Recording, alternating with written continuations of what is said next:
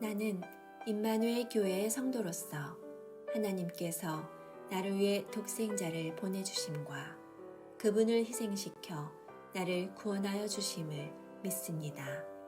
그러므로 크리스천의 삶을 살도록 노력하며 하나님과 교회와 가정과 사회에 대한 책임과 의무를 다하겠습니다. 올 한 해 말씀을 결단하고 실천하여 이웃들에게 덕을 끼치며 내가 서 있는 곳에 하나님 나라를 만들겠습니다. 어떠한 시련이 다가와도 홍해를 가르시고 불기둥과 구름기둥으로 지켜주신 신실하신 하나님을 신뢰하며 절대 포기하거나 주저앉지 않겠습니다. 악한 영이 신앙인들을 흔드는 세상에서 주님이 우리의 생명의 주인이심을 믿으며 예수님의 제자된 본분을 잃지 않으며 살겠습니다. 나의 성품과 인격과 말과 행동이 예수님을 닮아가기를 노력하겠습니다. 예수님의 이름으로 기도합니다. 아멘.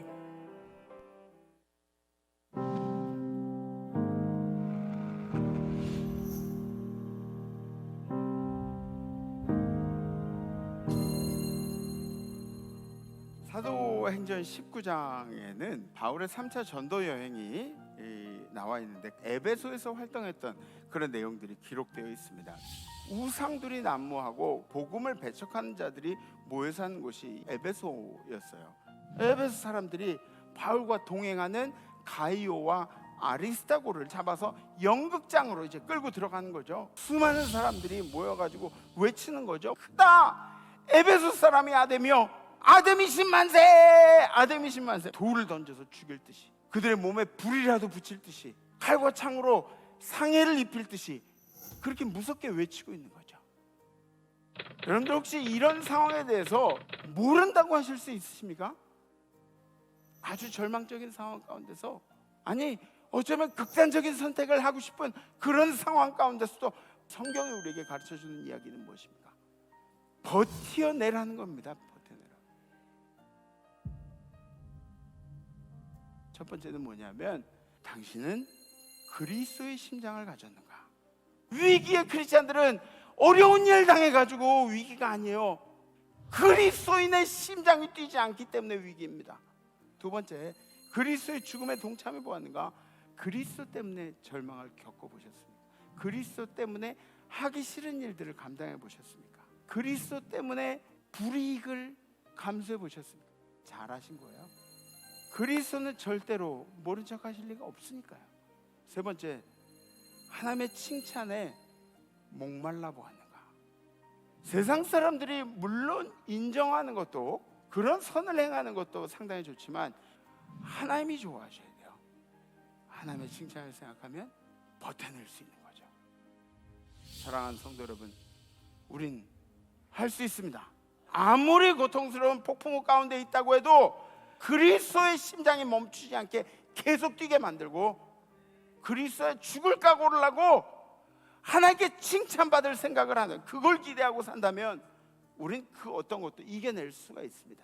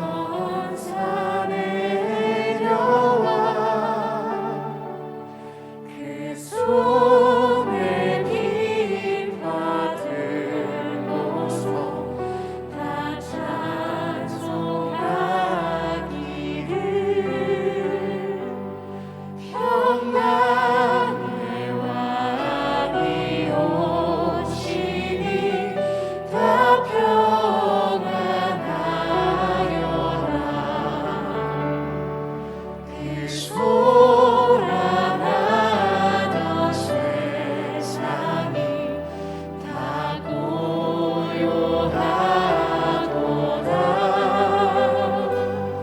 무천사 날개 펴고서 이 땅에 내려와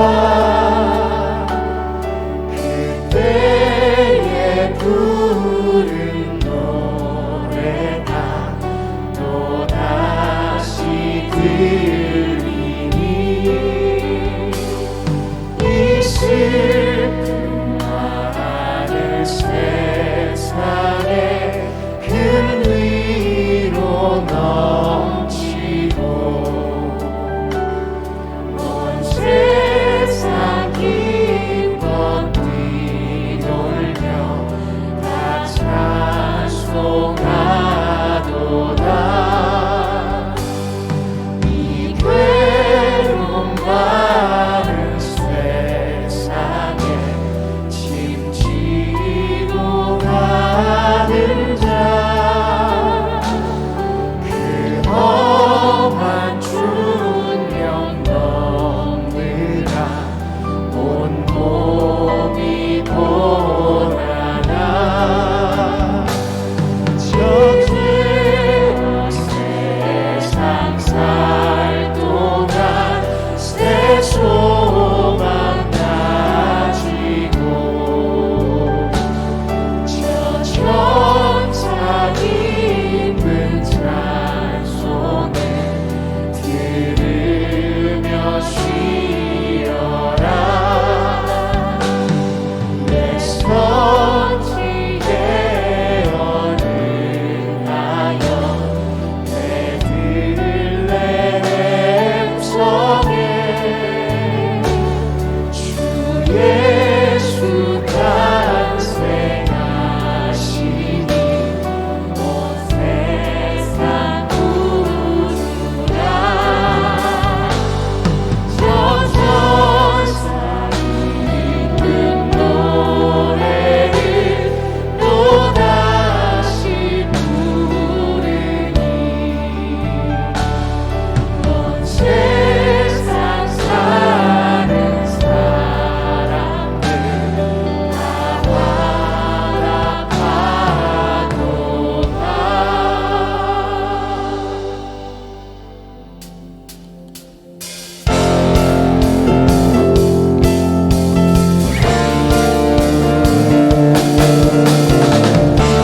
할렐루야. 우리를 위해 이 땅에 오신 주 예수 그리스도께 주님 찬양드립니다. 천사들의 노래가 하늘에서 들리니 산과들이 기뻐서 내 안이 주님께 영광.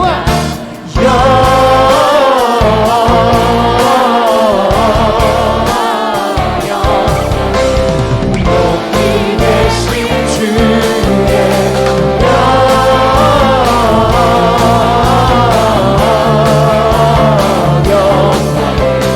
높이 계신 주님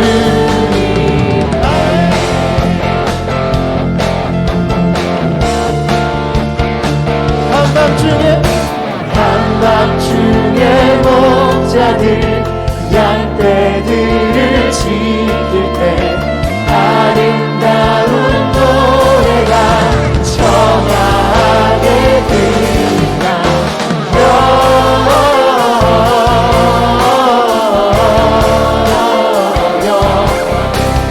높이 계신 주님께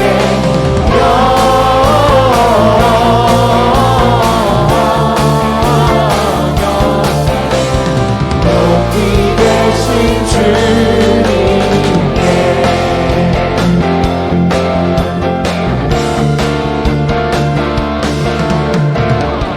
베들레헴 달려가 나시나기 예수께 불어 경배합시다. 탄생하신 베들레헴 달려가 나시나기 예수께 불어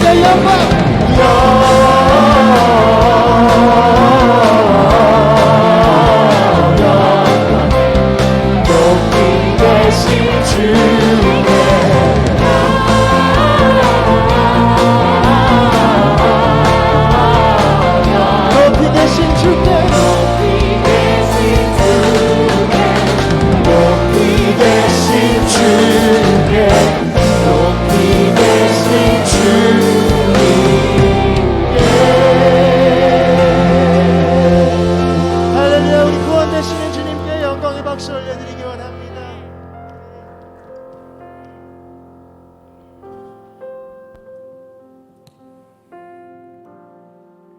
할렐루야.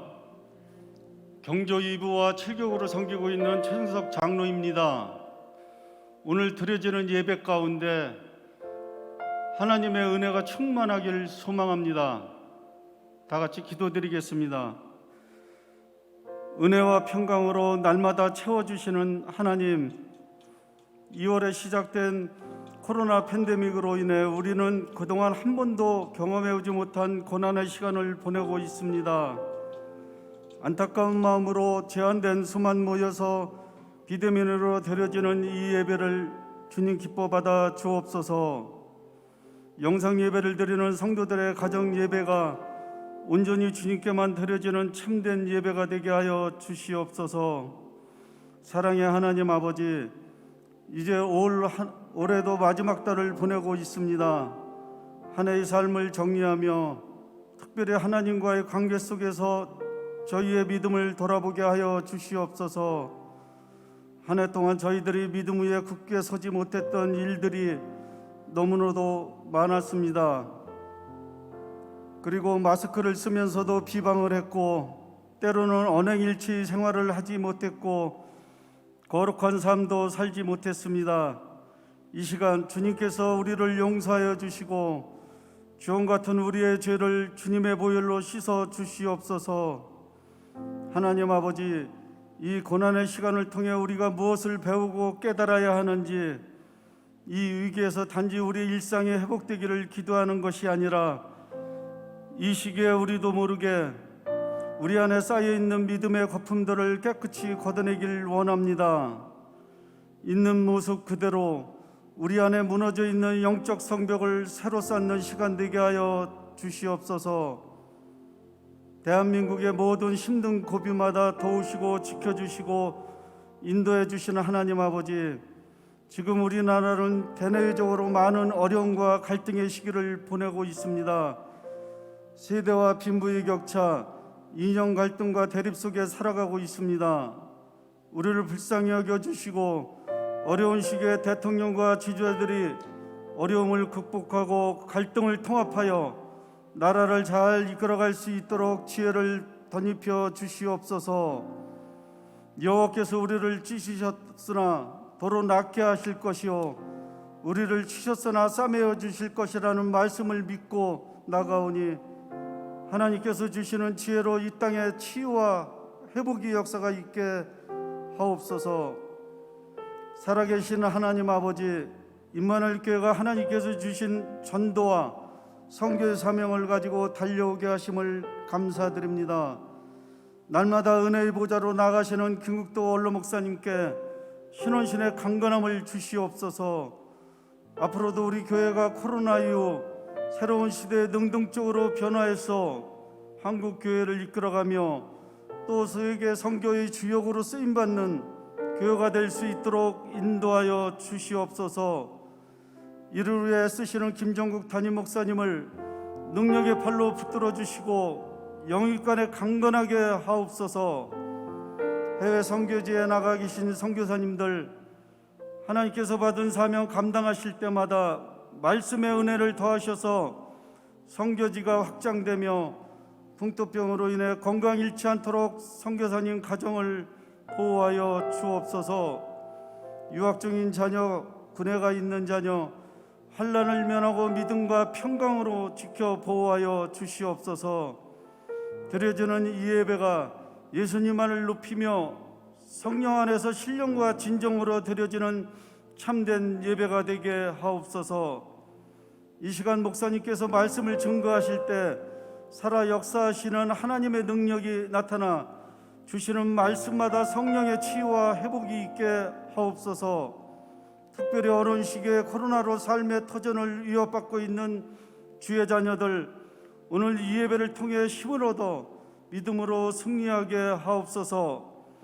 찬양을 올려드리는 김혜영 학생, 주님 앞에 더욱 귀하게 쓰임받고 축복받는 삶으로 인도하여 주시고 찬양이 우리 모두의 고백이 되게 하옵소서. 우리의 기도에 응답하시는 하나님 아버지께 감사드리오며 이 모든 말씀 우리 주 예수 그리스도 이름으로 기도드립니다. 아멘.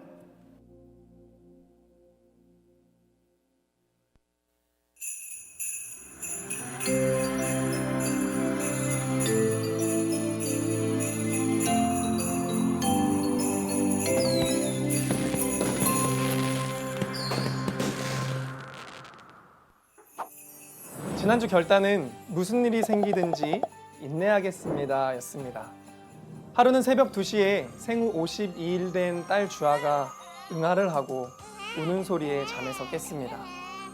다시 재우기까지 1시간, 그리고 불과 5분 뒤에 주아가 갑자기 방구를 끼더니 자기 방구 소리에 자기가 놀라서 잠에서 깨어 다시 울기 시작했습니다. 덕분에 새벽기도 가기 전까지 딸 아이와 나름 데이트를 할 수 있었습니다. 평소 같았으면 극한 피곤에 짜증이 날 만도 했지만 이번 주 결단을 기억하며 폭풍우 같은 딸아이의 잠투정에도 고목처럼 인내한 한 주였습니다.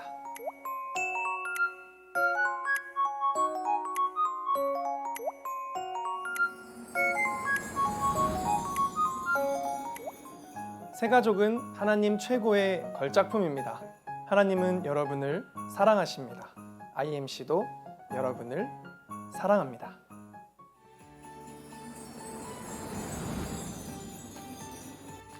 오늘은 성서주일입니다. 성경 연구와 보급을 위해 매년 12월 둘째 주일에 지키고 있습니다. 1804년 영국에서 성서 공회가 처음으로 조직되면서 한국에선 1899년 5월부터 복음의 문이 되어 성서주일을 지키고 있습니다.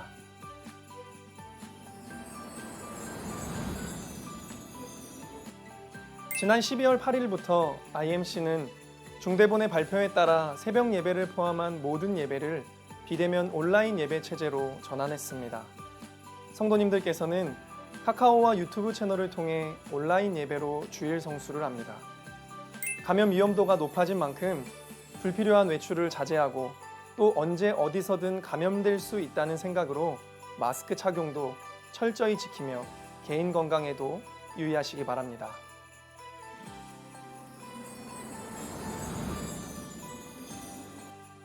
샬롬! IMC 교육부에서는 하나님의 선물, 우리의 다음 세대를 양육할 2021년도 교사를 모집합니다.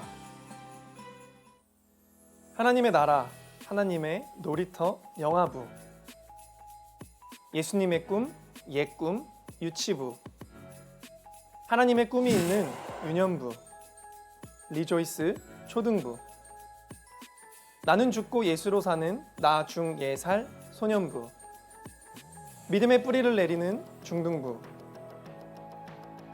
믿음으로 꿈을 꾸는 고등부, 영어로 하나님을 예배하는 ISES. 신청과 접수는 2층 사무실 또는 교육부 각 부서 사역자들께 문의하시기 바랍니다.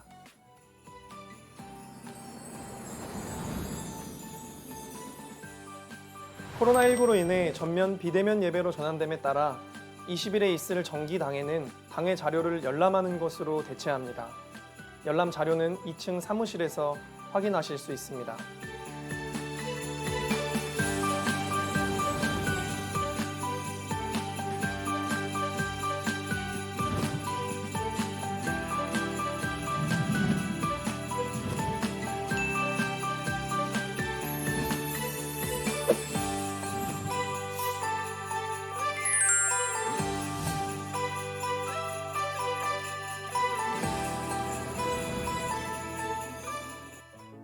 요새는 휴대폰 사진 보관 어플이 너무 잘 되어 있습니다.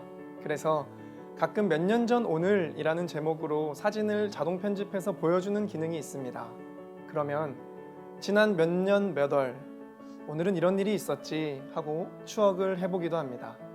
그러면서 문득 하나님 앞에 가게 되는 그날이 되면 그때 내 삶에 대한 기록들은 어떻게 남겨져 있을지 생각해 보게 되었습니다.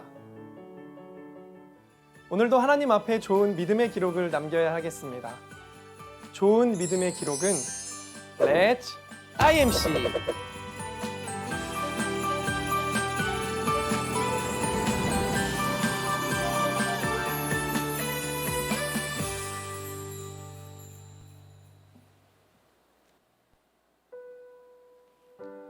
할렐루야.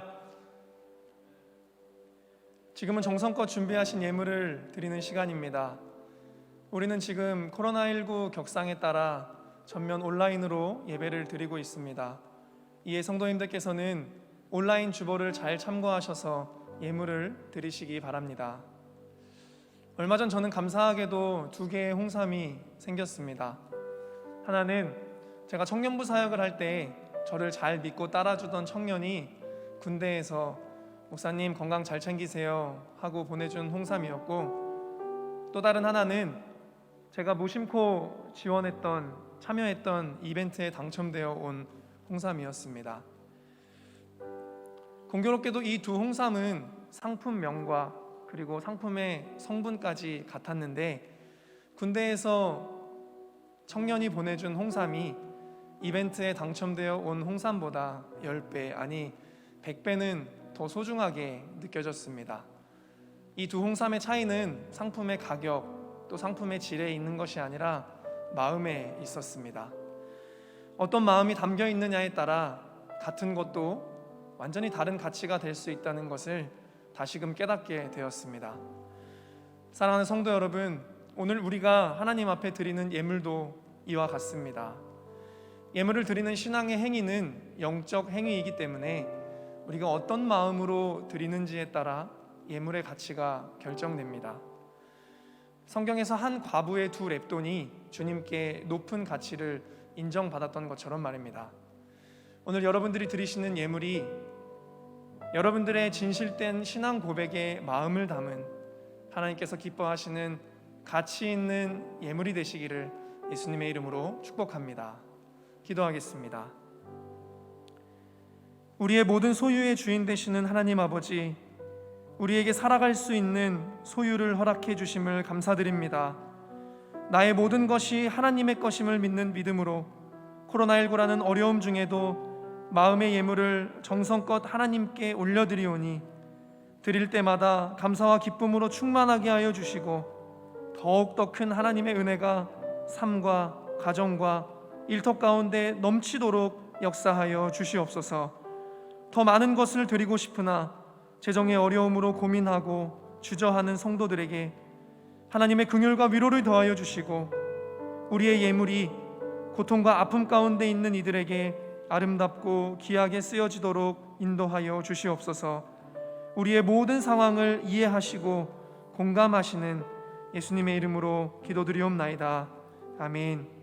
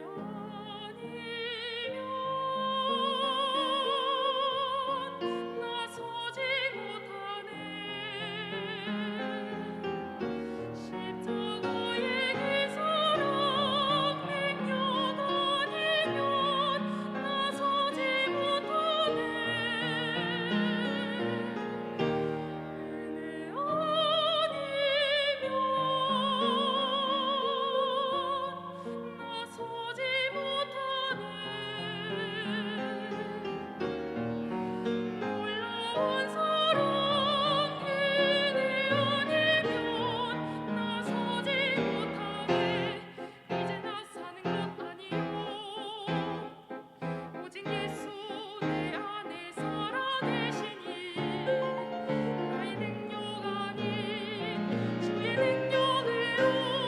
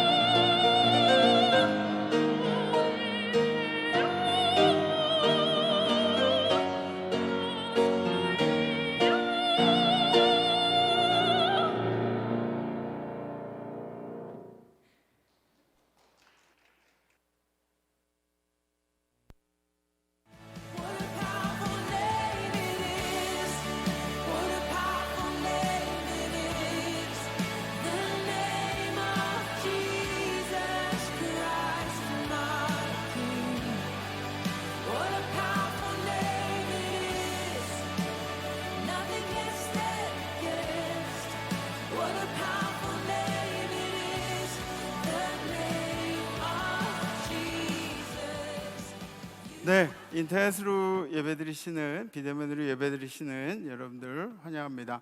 우리 힘차게 인사하시죠. 샬롬 임마누엘. 네, 반갑습니다.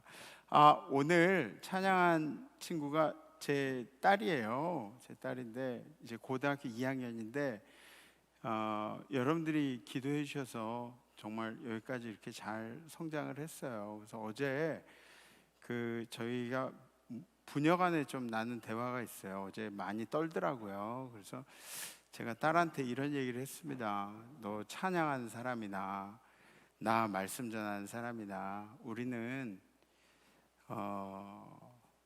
잘해서 앞에 서야 되는 사람들이 아니라 우리는 하나님이 시키니까 하는 사람들이 돼야 된다고. 그래서 그런 사명감을 가지고 좀 짠하지만 뭐 찬양도 또 말씀 전하는 일도 우리 주님께서 시키시는 그날까지 이렇게 열심히 하자는 그런 좀 이렇게 다짐을 했어요. 부녀간에. 여러분들이 기도해 주시고 여기까지 이렇게 여러분들이 키워주신 그 은혜가 얼마나 감사한지 모릅니다. 마지막에 조금 이렇게 올리려다가 호흡이 딸려가지고 다 올리지 못한 거는 이제 나중에 제가 여러분들께 좀 찬양으로 불러드릴게요. 네. 예쁘게 봐주세요. 감사합니다. 지난주 우리 결단은 무슨 일이 생기든지 인내하겠습니다라는 결단이었죠. 지난주에 어려운 일을 당하신 우리 임마누엘 성도님들 모든 분들을 주님의 이름으로 격려하고 또 축복합니다. 그러나 여러분들 인내하는 일을 잊지는 않으셨으리라 분명히 믿습니다. 인내는 우리들 스스로를 강하게 만드는 그런 힘을 길러주게 되죠. 우리들 스스로를 강하게 만드는 힘을 주는 게 바로 인내입니다.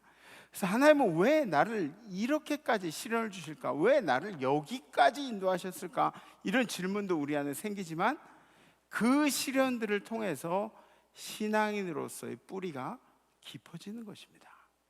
그래서 비바람에도 흔들리지 않고 자기의 자리를 묵묵히 지키는 이 오래된 나무 고목처럼 어떤 시련에도 인내하시는 우리 성도님들이 되시기를 주님의 이름으로 간절히 축복합니다.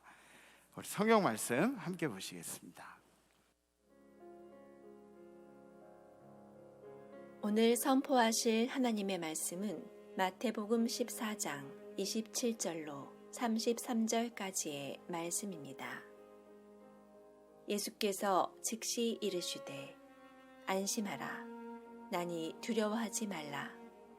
베드로가 대답하여 이르되 주여 만일 주님이시거든 나를 명하사 물 위로 오라 하소서 하니 오라 하시니 베드로가 배에서 내려 물 위로 걸어서 예수께로 가되 바람을 보고 무서워 빠져가는지라 소리질러 이르되 주여 나를 구원하소서 하니 예수께서 즉시 손을 내밀어 그를 붙잡으시며 이르시되 믿음이 작은 자여 왜 의심하였느냐 하시고 배에 함께 오름에 바람이 그치는지라 배에 있는 사람들이 예수께 절하며 이르되 진실로 하나님의 아들이로소이다 하더라.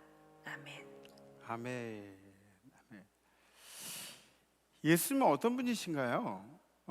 우리가 통상적으로 이렇게 예수님은 어떤 분이신가를 얘기할 수 있지만 여러분들에게는 예수님이 어떤 분이신가요? 여러분들에게는 예수님이 어떻게 다가오셨나요? 예수님께서 여러분들에게 어떻게 다가오셨는가를 생각하면 그냥 추상적인 그냥 이 땅을 구원하신 구주 이런 개념보다는 뭔가 좀 더 확실한 그런 생각들이 우리 머릿속에 들어오겠죠. 예수님은 여러분들에게 어떻게 다가오시느냐? 예수님은 우리에게 말씀으로 다가오십니다. 그래서 말씀이 내 삶에 어떻게 적용이 됐냐? 내가 눈으로 보는 말씀, 귀로 듣는 말씀이 내 삶에 어떻게 적용이 되는가를 보면 예수님이 여러분들의 삶에 끼치는 영향력도 알 수가 있는 것입니다.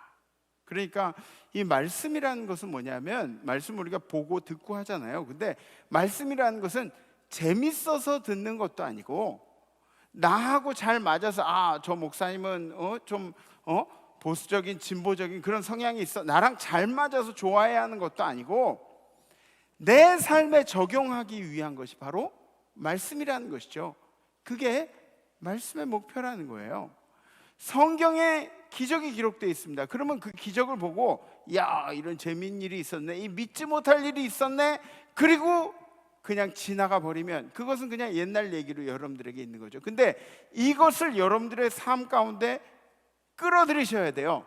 이 기적을 믿고 내게도 이러한 기적이 일어날 줄 믿습니다. 퍼스널라이즈드, 내 인생 가운데로 끌어들인 일, 이 일들이 우리 가운데 필요하다는 거죠. 믿는 자들에게. 오늘 사건 이전에는 어떤 사건들이 있었냐? 오늘 지금 우리가 성경으로 읽은 사건, 그 이전의 사건도 우리가 살펴볼 필요가 있는데, 그 이전의 사건은 뭐냐면 이 오병이어의 사건이었어요. 그러니까 이 말씀들이 그냥 떨어져 있는 말씀이 아니라 쭉 이어지는 말씀이에요.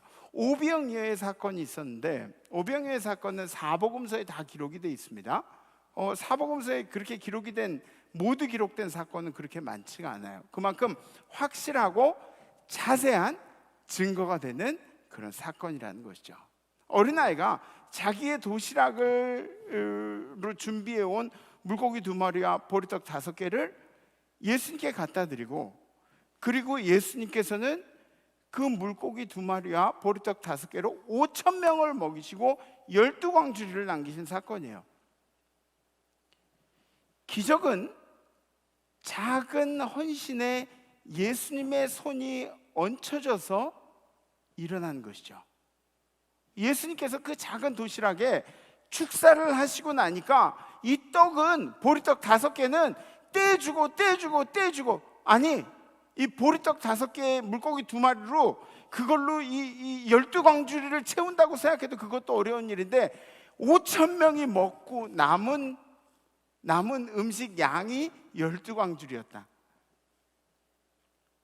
물고기를 또 나눠주고 또 나눠줘도 그래도 모자람이 없는 그런 기적이 일어났다는 것이죠.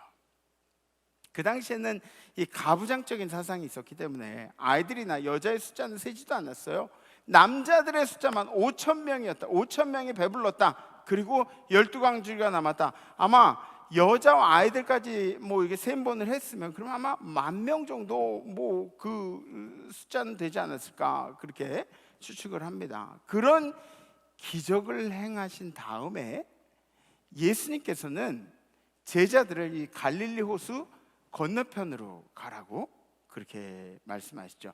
이 갈릴리 호수, 혹시 여러분들 그 갈릴리 호수를 보신 적 있으신지 모르겠는데 갈릴리 호수를 좀 준비를 했어요. 한번 보여주시죠. 갈릴리 호수.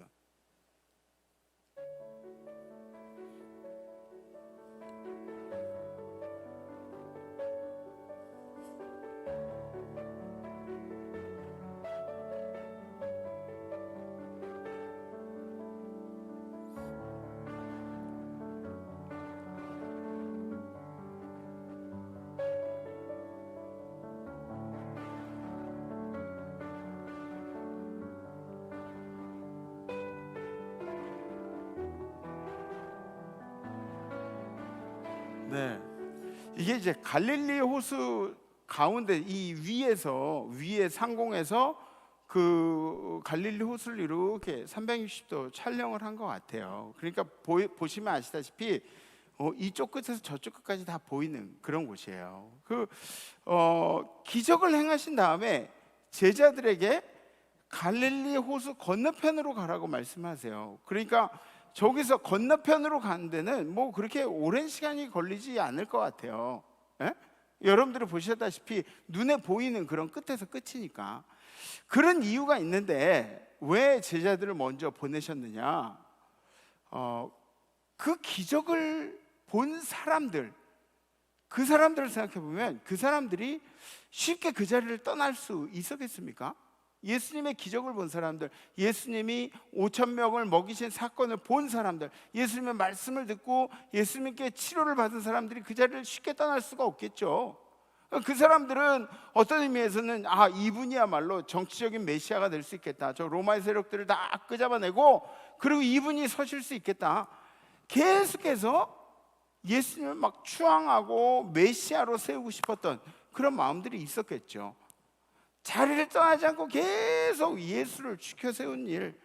제자들은 그 사이에서 어땠을까요? 사람들이 막 예수를 지켜 세워 5,000명이라는 사람들이 적은 숫자도 아니고 막 와와와 하면서 예수를 막 이렇게 칭송하는, 높이는 그런 모습을 보면서 제자들의 마음은 어땠을까? 제가 제자라면은 상당히 좀 우쭐댔을 것 같아요. 막 사람들 앞에서 그래, 우리 선생이야, 뭐 그러면서 그런 마음이 들 것 같아요. 그러니까 예수님은 이 제자들이 교만해지지 않도록 얼른 배를 태워가지고 보내시는 거죠. 그리고 나서 예수님이 무엇을 하셨다고 기록되어 있느냐면 조용히 기도의 자리로 가셨다고 기록을 하고 있습니다. 하나님의 뜻과 섭리를 깨닫는 일은 이 고요한 자리, 우리의 입을 닫는 자리가 좋습니다. 아니, 우리가 하나님 앞에 간구하고 간절히 바라는 부르짖는 자리로도 기도의 자리가 필요하겠지만 하나님의 뜻을 그리고 하나님의 섭리를 깨닫는 자리로는 정말 조용한 자리, 우리의 입을 막는 자리가 필요하다는 거죠. 우리는 보통 그런 착각들을 많이 해요. 기도하면서 막 우리만 얘기하고 끝나는 그런 오류를 많이 범합니다. 우리가 원하는 거 바라는 거 쫙 다 하고 끝! 기도 끝. 예수님의 이름으로 기도합니다. 끝! 그리고 이제 기도의 자리를 떠나는 경우들이 있는데, 하나님의 섭리를 깨닫기 위해서는, 하나님의 뜻을 깨닫기 위해서는 조용한 기도의 자리가 필요하다는 거죠. 우리 성도님들도 조용한 자리, 하나님과의 교제의 자리를 만드셔서 하나님과 좋은 소통을 하시기를 부탁을 드립니다. 또 한편으로는 예수님은 이 육신을 가지고 계신지라 수많은 사람들과의 자리에서 벗어나서 자기 자신을 뒤돌아보는 시간을 가지셨다는 것이죠. 저도 뭐 우리 성도님들이 그렇게 많지는 않지만 우리 성도님들과 대화를 하면서 참 좀 힘든 대화들이었다 하는 그런 경우들도 있어요. 그 5,000명이나 넘는 사람들에게 막 설교하시고 가르치시고 치유의 능력도 행하시고, 예수님 몸뚱이가 하나밖에 없는데 그런 5,000명의 사람들이 다 모여가지고 예수님 옆에서 예수님하고 한마디 더 하려고 막 이러는 그런 모습을 생각해 보면 저도 가끔 그런 경우들이 있어요. 저를 찾아오셔가지고 상담을 하실 때 3시간씩 하시는 분들도 있다.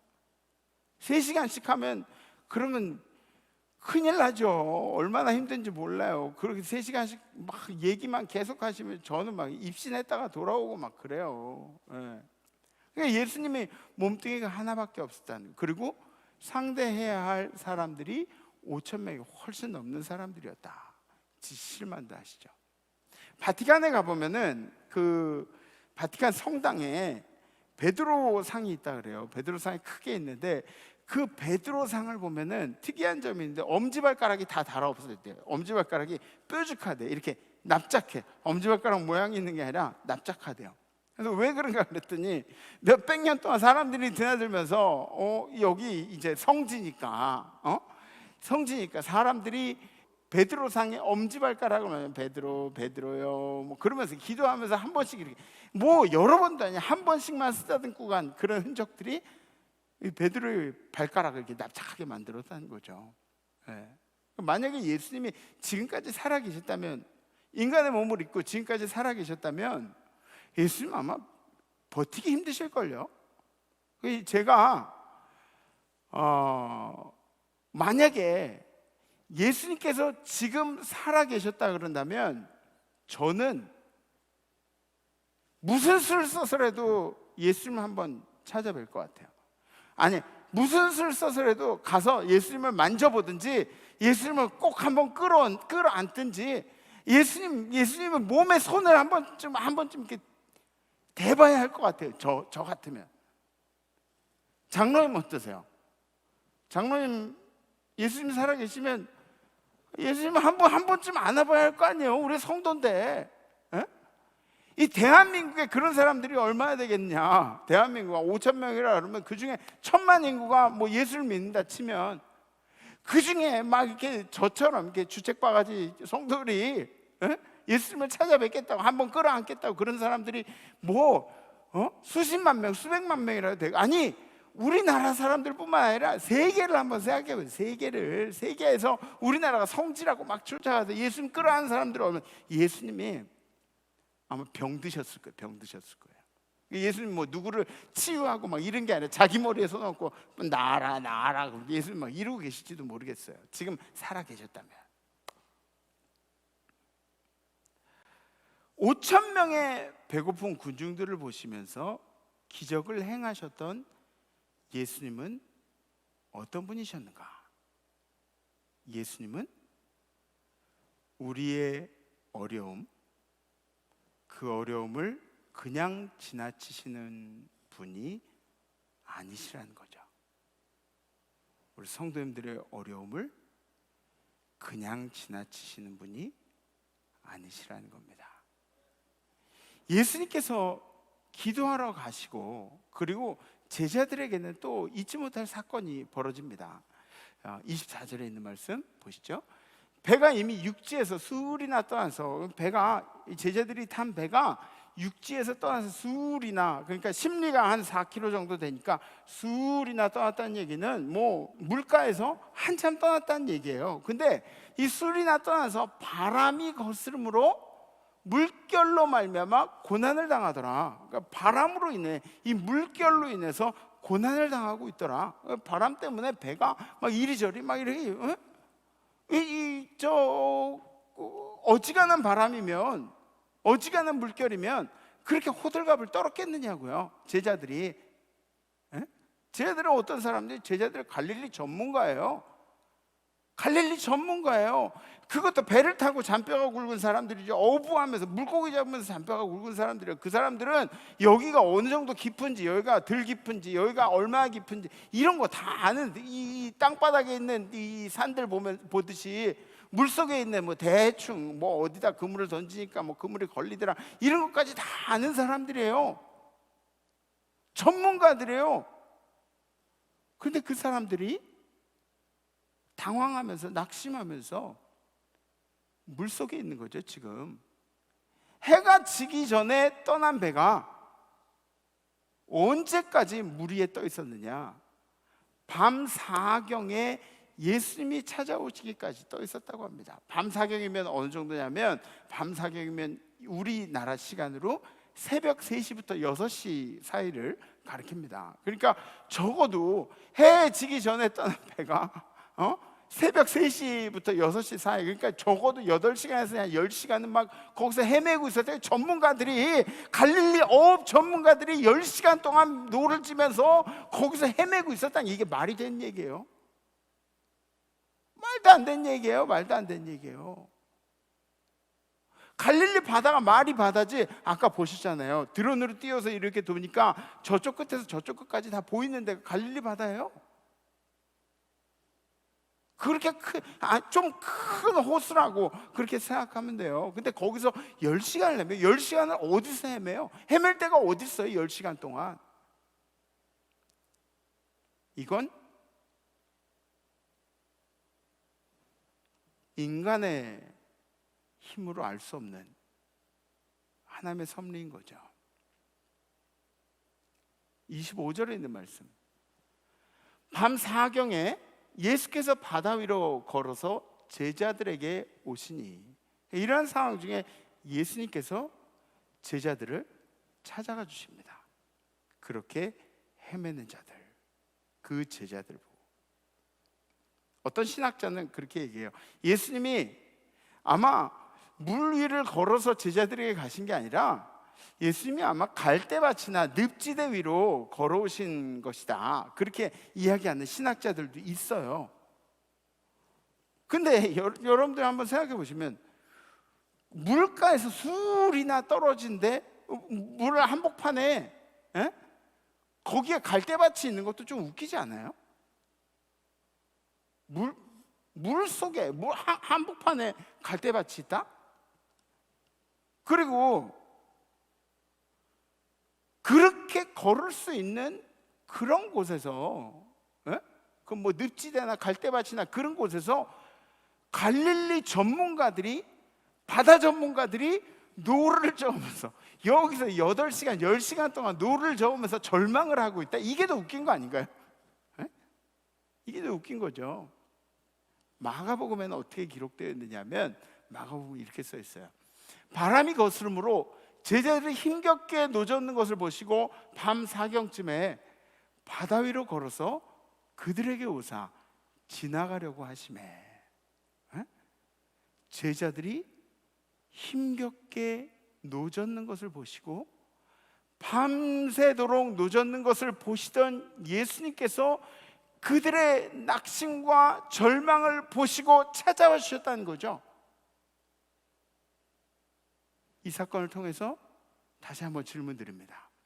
예수님은 어떤 분이십니까? 여러분들이 힘겹게 노젓고 있을 때 모른 척 하실 분이 아니라 찾아와 주시는 분이라는 거죠. 예수님은 모른 척 하시는 분이 아니에요. 예수님은 우리를 찾아와 주시는 분, 우리 임마누엘 성도님들을 찾아와 주시는 분.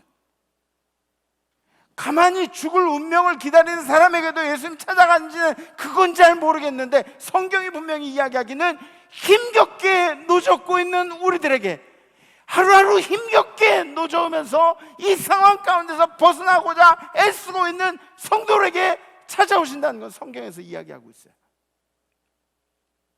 그래서 힘겨우시더라도 열심히 노를 저으세요. 열심히 노를 저으세요. 여러분들의 모습을 예수님이 그냥 지나칠 리가 없습니다. 지나칠 리가 없습니다. 예수님이 오시는 모습을 보면서 그 풍랑 중에, 그렇게 막 정신이 없는 와중에 베드로가 뭐라고 했는지 아세요? 베드로가 28절에 있는 말씀 보실까요? 베드로가 대답하여 이르되 주여, 만일 주님이시거든 나를 명하셔서 물 위로 오라고 하소서. 그랬더니 예수님께서 뭐라고 하시냐면, 그래 와라, 오라 하시니 베드로가 배에서 내려 물 위로 걸어서 예수께로 가되. 이게 참 그죠? 재밌는 일이 생겼죠. 예수님이시면 저 좀 오라고 하세요. 베드로 성격도 뭐 그럴 만한 성격이에요. 저 좀 걸어서 오라고 하세요. 예수님이시면. 그리고 믿음으로 예수님을 바라보고 그 물 위로 한 걸음을 내딛습니다. 그때 베드로가 물 위를 걷게 되었습니다. 믿음으로 예수를 보고 발을 디뎠을 때. 저도 예전에 저 영감님이랑 같이 갈릴리 호수에 배를 타고 나간 적이 있어요. 저 영감님 누구신지 아시죠? 네, 제 아버지. 그래서 항상 그 드라마를 찍을 때는 항상 저희 아버님은 예수님이시고 저는 좀 이렇게 떨거지 역할들, 예를 들어서 베드로나 뭐 죽은 나사로나 뭐 그런 좀 이렇게 떨거지 역할들 이제 제가 하고, 맨날 우리 아버님만 그 예수님 역할하고, 뭐 그랬어요. 그래서 예수님이 이제 물 위로 걸어오라는 거를, 이제 같이 갈릴리 바다에 나가서 물 위로 걸어오라고 예수님이 이제 베드로에게 말씀을 하시는 거예요. 베드로가 물 위를 믿음으로 걸어야 하는데, 그러려면 예수님도 물 위에 서서 걸어오라고 하는 게 맞잖아요. 근데 예수님은 배 안에 계시면서 베드로에게만 물 위를 걸으라고 이게 그게 말씀하시는 거예요. 우리 영감님이.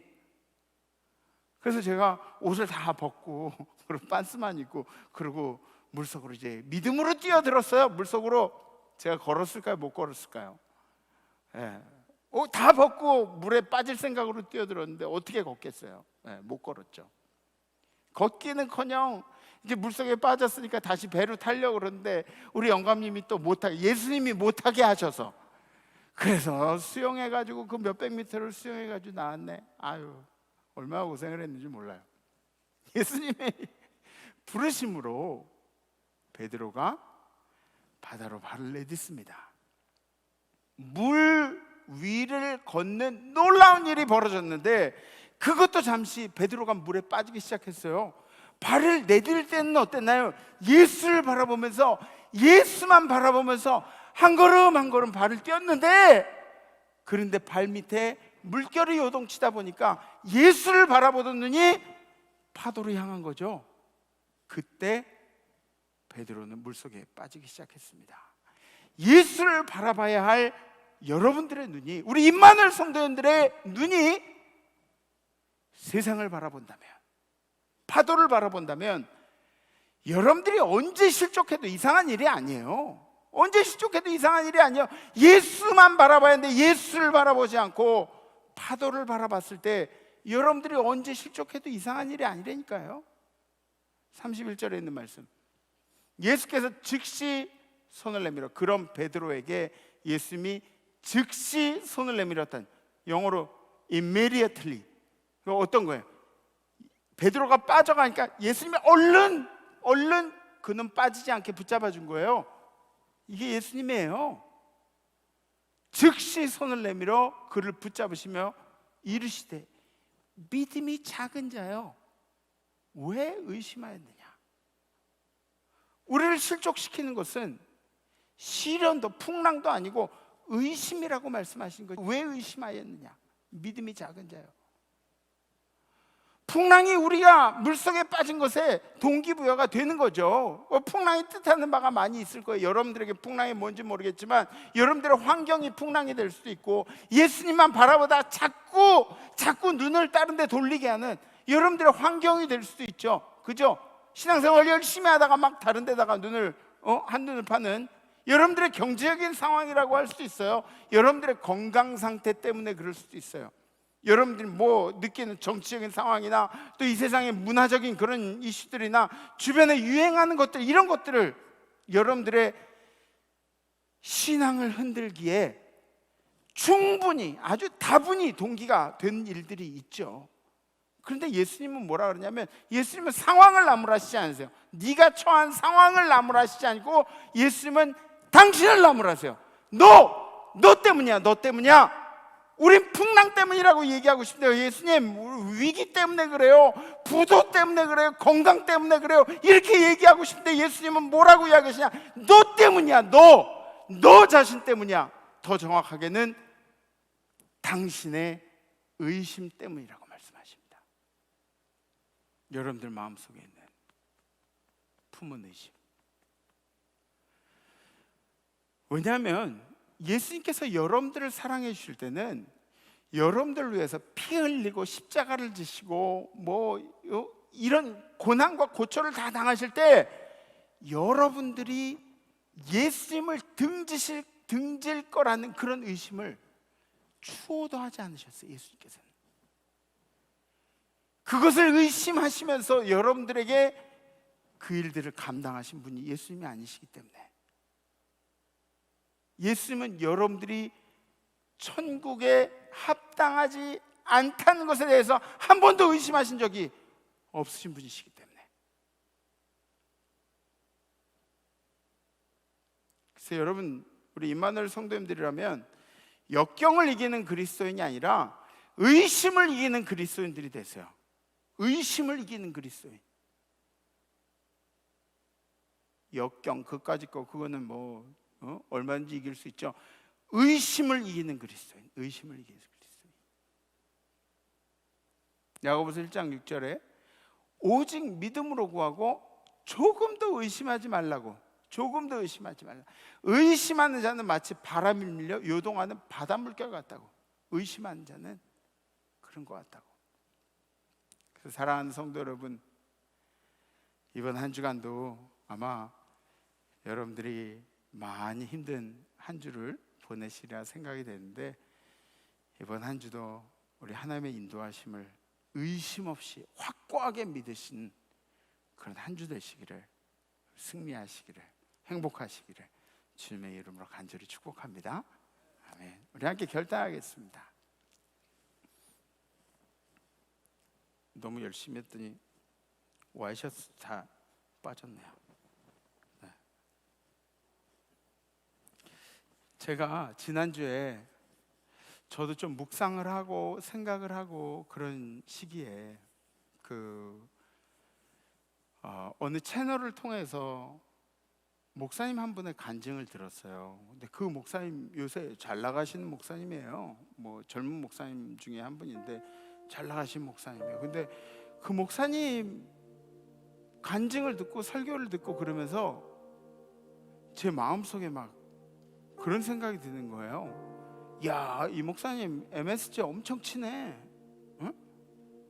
이 목사님 좀 엄청 과장해서 얘기하네. 진짜 이 거짓말 아니야? 뭐 이렇게 좀 목사가 목사를 의심하는 상황이 생겼어요. 그러니까 얼마나 웃겨요. 제가 생각하기에 나는 그렇게 안 배웠는데 이 사람 뜨려고 진짜 환장을 하나? 이 MSG 엄청 쳤네. 막 그런 의심들이 들어가는 순간에 내가 은혜를 사모해서 찾은 그 방송과 뭐 이런 것들이 시간 낭비가 돼버린 거예요.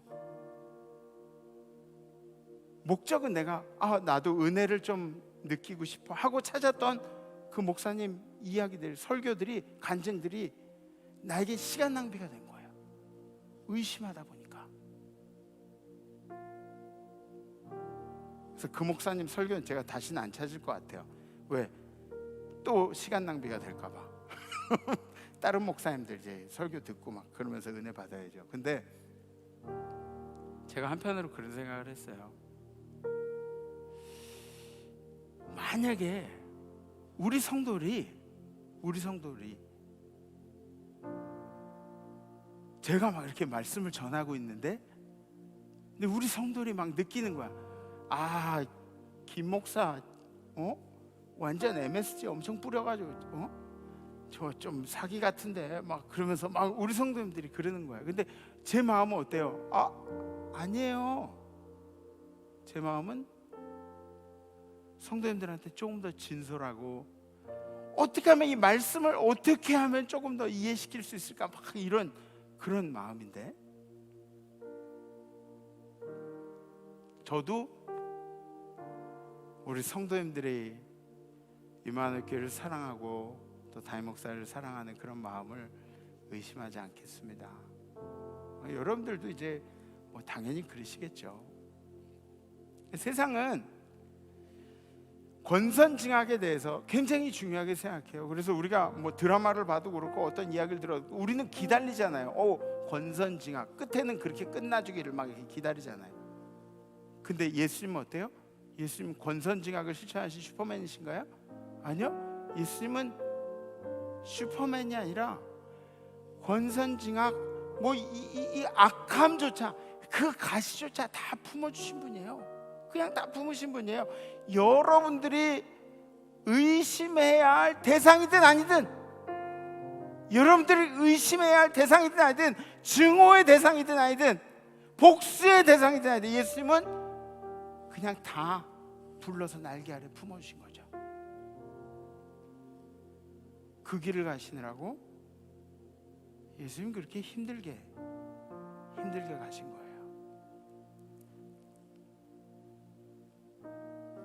만약에 예수님이 여러분들을 천국에 합당한 사람이니 아니니 그러면서 의심하기 시작하셨다면, 아니 조금이라도 의심하셨더라면,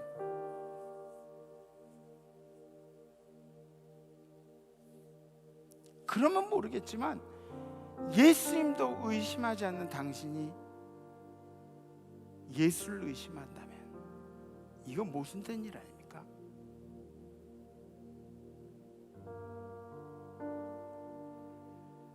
우리 어떤 상황이 다가와도 의심하지 맙시다. 저도 그래요. 저도 지금 코로나 상황 가운데 이 예배 드리는 게 진짜 힘겹게 노졌는 것 같아요. 아니 힘 다 빠졌어. 그냥 힘겹게 노졌고 있어. 힘겹게. 저뿐이겠어요? 우리 성도님들 다 그렇죠. 우린 예배자기 때문에 이 예배에 관해서는 어떤 일이 있어도 힘겹게 노를 져야 돼요. 힘겹게 노를 져야 돼요. 아니, 이 코로나뿐만 아니더라도 여러분들의 현실이 마음에 들지 않을지언정, 여러분들이 그렇게 힘들게 가고 어렵게 가고 있는 그런 인생길일지언정 열심히 노를 젓다 보면 어느덧 예수가 당신의 배에 타고 계신 것을 느끼게 될 줄 믿습니다. 열심히 노져오세요. 그래서 이번 주 결단은 이런 결단을 여러분들께 드립니다. 예수를 의심하지 않겠습니다. 예수를 의심하지 않겠습니다. 예수의 존재 자체를 의심하지 않는 것 뿐더러 예수님이 나를 위해 온몸을 바쳐서 나를 구원하신 대속물이 되어주셨다는 것에서 의심하지 않고, 예수가 나의 인생을 가장 좋은 길로 인도하실 것을 의심하지 않고 예수를 의심하지 않겠습니다. 혹시 결단되시는 분들은 가슴에 손을 얹으셔주고 손을 이렇게 들으셔주셨습니다. 예수를 의심하지 않겠습니다. 함께 찬양하시죠.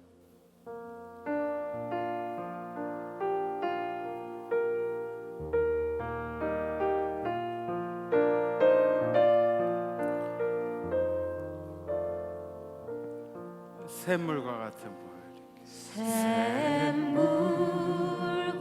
같은 보혈은 주님의 피로다.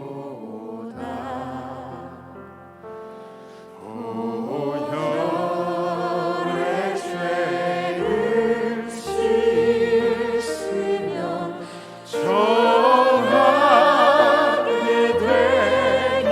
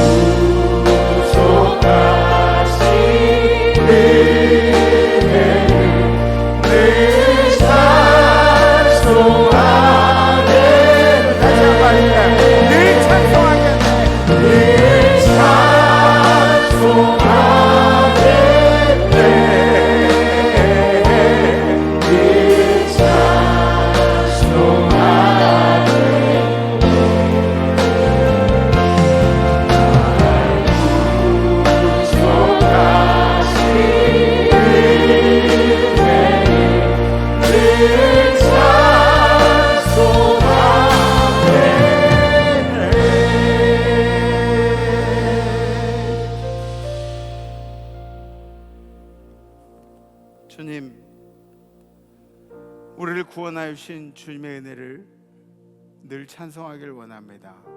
우리의 호흡이 닿은 날까지 주님이 우리의 찬양의 제목이 되심을 고백하고 싶습니다. 오늘 이 시간에 우리가 하나님 앞에 우리의 고백을 드립니다. 예수가 나를 위해 죽으심을 의심하지 않고, 예수가 나를 위해 계획하고 계심을 의심하지 않고, 예수가 나와 동행하심을 의심하지 않겠습니다. 어느덧 예수님이 내 배에 오르시는 그 순간에 베드로가 탄 배에 풍랑도 바람도 멎었듯이 예수가 내 배에 올라주시기를, 우리가 지금 이 코로나의 어려운 상황과 그리고 세상에 우리 눈에 복잡해 보이는 것들로 인해서 자주 예수님을 바라보는 것을 잊어버릴 때가 있습니다. 주님, 세상의 것들이 우리의 이유가 되지 않게 하시고 예수를 온전히 바라보는 우리 임마누엘 성도들 될 수 있도록 인도하여 주시옵소서. 이제는 우리의 생명이시고 우리의 능력이시고 우리를 저 지옥불에 떨어질 그 가운데서도 생명길로 인도하시고 우리의 천국에 들어간 일에 대해서 한 번도 의심하지 않으신 예수 그리스도의 은혜와 그 아들 우리에게 아낌없이 허락하신 하나님 아버지의 무하신 사랑하심과 우리 하여금 이번 한 주도 예수를 의심하지 않으며 살 수 있도록 도우신 성령님의 교통하심의 역사가 오늘 예배드리는 우리 임마누엘 모든 성도들 가운데, 결단한 성도들 가운데, 우리 성도들의 가정 가운데, 우리 성도들의 자손들 가운데, 우리 성도들의 생업 가운데, 선교지에 우리 선교사님들과 선교사님들의 가정들 가운데, 선교지에 우리 모든 백성들 가운데, 해외 나가는 우리 성도들, 해외 유학 중인 우리의 자녀들, 군에 가는 우리 아들 딸들 가운데, 그리고 지금도 아파하며 이 예배를 그리워하고 있는 모든 환우들 가운데, 그리고 임마누엘 교회에 힘겹게 노젓고 있는 모든 임마누엘 성도들 가운데 찬양하는 모든 천사들 위해 이제로부터 영원토록 함께 하옵시기를 간절히 축원하옵나이다. 아멘. 이번 한 주 예수님을 의심하지 않는 그런 한 주 되시기 바랍니다. 다음 주에 뵙겠습니다. 렛츠 임마누엘.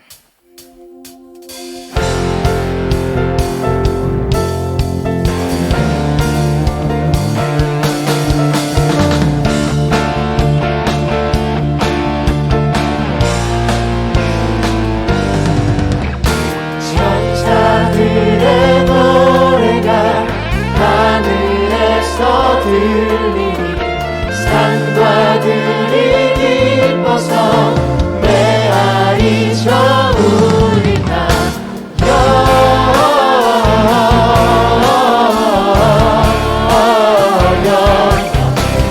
높이 계신 주께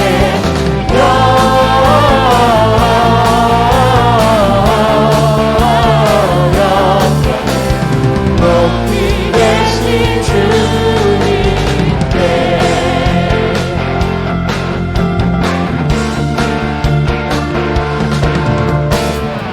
한밤중에 목자들 양떼들을 지킬 때 아름다운 노래가 청하게 들린다.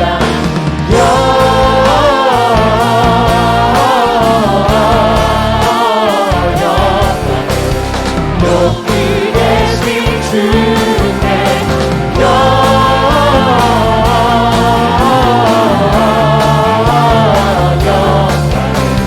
높이 계신 주님 마셔보요.